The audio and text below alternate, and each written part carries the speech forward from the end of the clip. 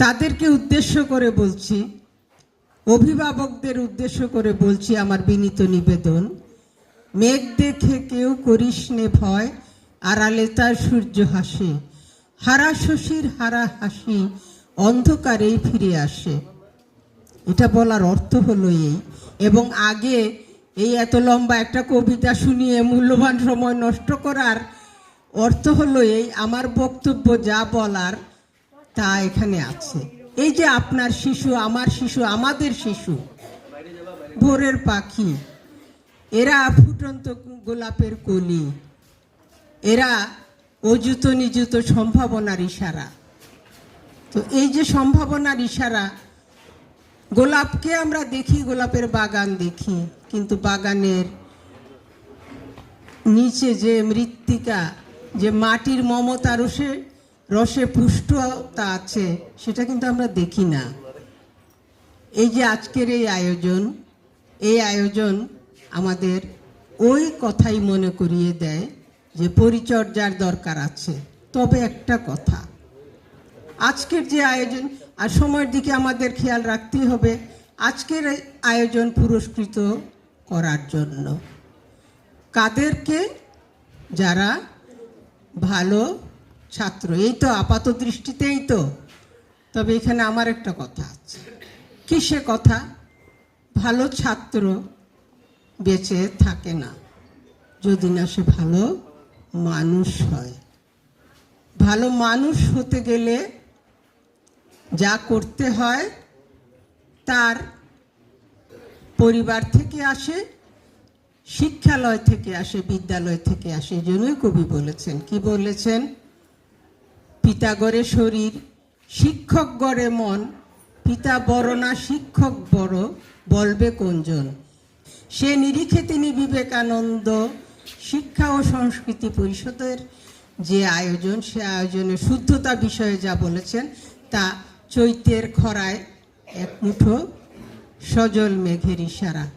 আমরা আশা করছি, আমরা প্রত্যাশা করছি, আমরা দৃঢ়ভাবে আমাদের কাঙ্ক্ষা এর শ্রীবৃদ্ধি দিন দিন ঘটবে। আমরা যার নামে আজকে এই আয়োজন করছি, স্বামী বিবেকানন্দ, তিনি কি বেঁচে আছেন? তিনি কি এখন ঘুম থেকে উঠেননি? তাকে কি এখন আমরা কোথাও গেলে দেখতে পাবো? পাবো না। এই যে পাবো না, এটা হলো একটা সীমিত পরিসর, কিন্তু তিনি আছেন, থাকবেন, ছিলেন। কেন? কারণ মানুষ বাঁচে তার কর্মের মধ্যে না, মানুষ বাঁচে তার বয়সের মধ্যে না, মানুষ বাঁচে তার কর্মের মধ্যে। জন্মিয়া যেদিন তুমি এসেছিলে ভবে, তুমি মাত্র কেঁদেছিলে, হেসেছিল সবে, এমন জীবন ভবে করিও গঠন, মরিতে হাসিবে তুমি, কাঁদিবে ভুবন। এই যে বাঁচা, সেই বাঁচাই বেঁচে আছেন বিবেকানন্দ সহ অন্যান্যরা। তো শিশুদের এই যে বলছিলাম, ভালো ছাত্র বেঁচে থাকে না, ভালো মানুষ বেঁচে থাকে। এই ভালো মানুষ করার জন্য আমাদের এই চেষ্টা থাকে, আমাদের চেষ্টা থাকবে। তো ভালো মানুষ কিভাবে হতে হয় সেই সমস্ত ফিরিস্তি দিতে গেলে অনেক অনেক কথা। ভালো মানুষ একটা ভালো বই আপনাকে দিতে পারে, ভালো মানুষ হওয়ার সমস্ত পথ নির্দেশ করতে পারে বই। এখানে বই বলতে লাইব্রেরিতে যে কেবলমাত্র যে সমস্ত বই পাওয়া যায় সেগুলি সহ আমি সমস্ত ধর্মগ্রন্থের কথা বলছি। আমরা যখন গঙ্গা, পদ্মা, যমুনা, মেঘনা নদী দেখি তখন আলাদা আলাদা করে দেখি, কিন্তু যখন মহাসমুদ্রের কল্লোল ধ্বনি শুনি তখন একটা ধ্বনি শুনি, তাদের একটা ইউনিট দেখি। পৃথিবীর সমস্ত ধর্মের মূল কথা হলো এই।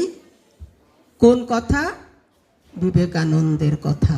ব্রহ্ম হতে কীট, সর্বভূতে সেই প্রেমময়, মন প্রাণ অর্পণ করো সখা, এসব আর পায়, বহুরূপে সম্মুখে তোমার, ছাড়ি কোথা খুঁজিছ ঈশ্বর, জীবে প্রেম করে যেই জন, সেই জন সেবিছে ঈশ্বর। এই ঈশ্বর সেবাই হলো প্রকৃত শিক্ষা। ঈশ্বর সেবার মধ্যেই সৃষ্টির কর্তা আছেন, তার সৃষ্টির মধ্যে সেই সেবাই হলো প্রকৃত শিক্ষা। এই শিক্ষা কিভাবে অর্জন করতে হয়, এই শিক্ষার পথে কিভাবে হাঁটতে হয়, বিবেকানন্দ শিক্ষা ও সংস্কৃতি পরিষদ যেহেতু তাদের সংগঠনের নামের আগে শিক্ষা শব্দটা দিয়েছে, এই বিষয়টা আমার মনে আসলো যে এটা আমরা স্মরণ করি যে শিক্ষা কি। শিক্ষা বলতে ওই যে আমি জাহানারা খাতুন চোখ থাকতেও অন্ধ, কয়েকটা কাগজে সার্টিফিকেট নিয়ে এসেছি, এটা শিক্ষা নয়। শিক্ষা হলো ওই যে প্রমথ চৌধুরী বলেছেন, সুশিক্ষিত লোক মাত্রই সুশিক্ষিত। বিশ্বজোড়া পাঠশালা মোর সবার আমি ছাত্র, নানানভাবে নতুন জিনিস শিখছি দিবারাত্র। আমরা গাছের দিকে তাকাই, গাছ কি করে? আমরা তখন গাছ কেটে কেটে বিনাশ করছি, পাখিরা থাকার জায়গা নেই, কিচ্ছু নেই, জগৎ সংসার বিনাশ করছি, গাছ থেকে আমরা শিক্ষা নেই। গাছ আমাদের ফুল দেয়, ফল দেয়, বিনীত হতে সহযোগিতা করে, আমাদেরকে কাঠ দেয়, ছায়া দেয়, মায়া দেয়, অক্সিজেন দেয়। বাচ্চাদেরকে, আমাদের ভবিষ্যৎ প্রজন্মকে এই সমস্ত শিক্ষাই শিক্ষিত করতে হবে। আর এই সমস্ত শিক্ষায় যদি আমরা শিক্ষিত না করতে পারি, তাহলে সে ভালো ছাত্র হবে, হয়তো ভালো মানুষ হবে না এবং বেঁচে থাকবে না। সেই ধন্য নরকুলে লোকে যারে নাহি ভুলে, মনের মন্দিরে নিত্য সেবে সর্বজন। মিথ্যা আপনার সুখ, মিথ্যা আপনার দুঃখ, স্বার্থমগ্ন যেজন বিমুখ, বৃহৎ জগৎ হতে সে কখনো সেখানেই বাঁচিতে। এই বাঁচা বিবেকানন্দ বাঁচেননি, এ কারণেই তিনি বেঁচে আছেন। শিক্ষা আমাদের বাচ্চাদেরকে এভাবেই নিতে হবে। আর সৈয়দ মুস্তফা আলীর কথায় বই, কোন কথা? রুটি মত ফুরিয়ে যায়, প্রিয়ার কালো চোখ ঘোলাটে হয়ে আসে, কিন্তু বইখানা অনন্ত যৌবনা যদি সেরকম বই হয়। বই বলতে এখানে আমি ধর্মগ্রন্থ বুঝাচ্ছি, কিন্তু আমরা যার যার ধর্ম অনুযায়ী শিশুকে ধর্মীয় প্রকৃত শিক্ষা দিব। ধর্মীয় প্রকৃত শিক্ষা যদি তার মধ্যে থাকে, তাহলে বেঁচে থাকার, আলোকিত হওয়ার, পুষ্পিত হওয়ার, নিজে বিকশিত হওয়ার, সমাজ দেশকে বৈশ্বিক পরিমণ্ডলে সমুদ্ভাসিত করার সব কিছু সে শিখতে পারবে। বই পড়ার জন্য বাচ্চাদেরকে আপনারা সব সময় অনুপ্রাণিত করবেন। মনে হয় রবীন্দ্রনাথের কথাটা, রবীন্দ্রনাথ বলেছেন, কিছুই জানি না আমি, এই মাত্র জানি। আর নিউটন বলেছেন, জ্ঞান সমুদ্রের বেলাভূমিতে দাঁড়িয়ে নুড়ি কুড়াচ্ছি মাত্র। আমি দেখি আমি জ্ঞান সমুদ্রের না, আমি জানি না, এখনো পড়ছি।